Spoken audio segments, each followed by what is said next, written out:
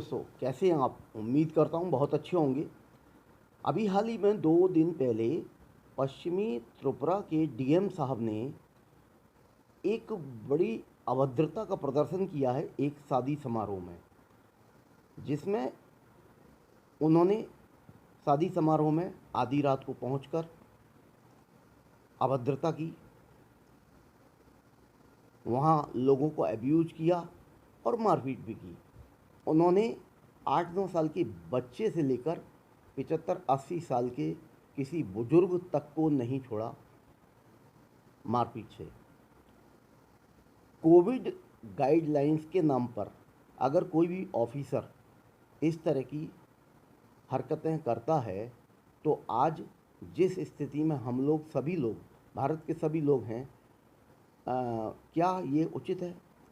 Already हम physically, mentally, economically परेशान हैं पिछले लगभग 13-14 महीने से। और आप अगर ऑफिसर हैं तो आपका दायित्व बनता है कि आप हमारी गलती को, अगर गलती है तो गलती को समझाइए ठीक से। आप डकैतों की भाषा मत पढ़िए। वीडियो को देखकर ऐसा लगता है जैसे शादी समारोह में डीएम साहब या पुलिस वाले नहीं आए हैं, डकैती पड़ गई हो उस जगह, ऐसा प्रतीत होता है। आप देख सकते हैं दोस्तों। जबकि इन्हीं डीएम ने शादी वाले घर में उन लोगों को परमिशन दी थी 11:30 PM, 11:30 बजे तक की। और वहाँ आकर जब इन्होंने मेहमानों के साथ बदतमीजी की, दूल्हे को धक्का देकर बाहर निकाला और घर के लोग रोने लगते हैं, रिक्वेस्ट करते हैं उनसे, वो कुछ नहीं कहते। वो कहते हैं तो सिर्फ ये अरेस्ट हिम, अरेस्ट हर, ये कौन है, वो कौन है, बाहर निकालो, ये करो, वो करो। ओफो, कमाल कर दिया इन्होंने तो। इतना एरोगेंस, इतना एरोगेंस आज तक के पीरियड में किसी देश, हमारे देश के किसी प्रधानमंत्री तक ने पब्लिक को नहीं दिखाया होगा, मुझे लगता है।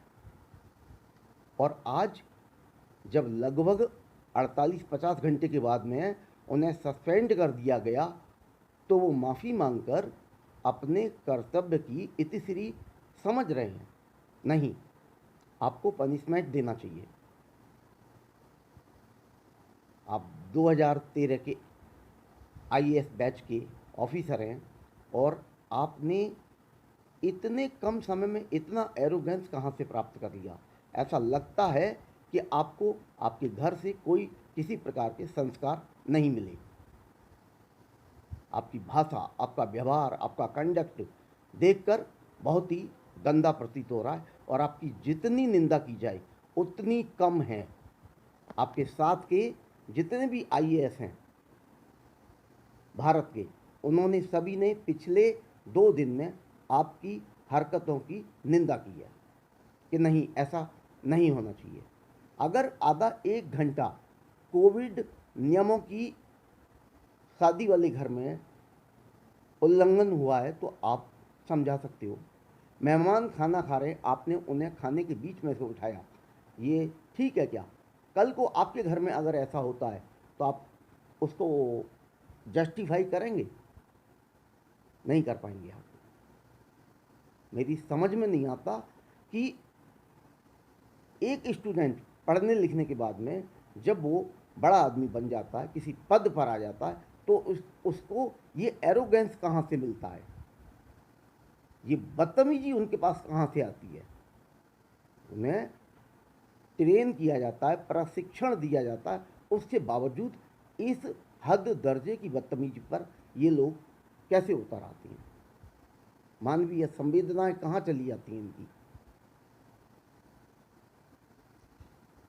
मेरा आप सभी की ओर से, हिंदुस्तान की ओर से, त्रिपुरा के डीएम एवं हमारे भारत के प्रधानमंत्री नरेंद्र मोदी जी से विनम्र आग्रह है कि इस मामले को देखा जाए गंभीरता से और जहाँ तक हो सके इन्हें कोई न कोई ऐसा पनिशमेंट दिया जाए ताकि वो एक सबक बन सके आने वाले समय में अन्य अधिकारियों के लिए।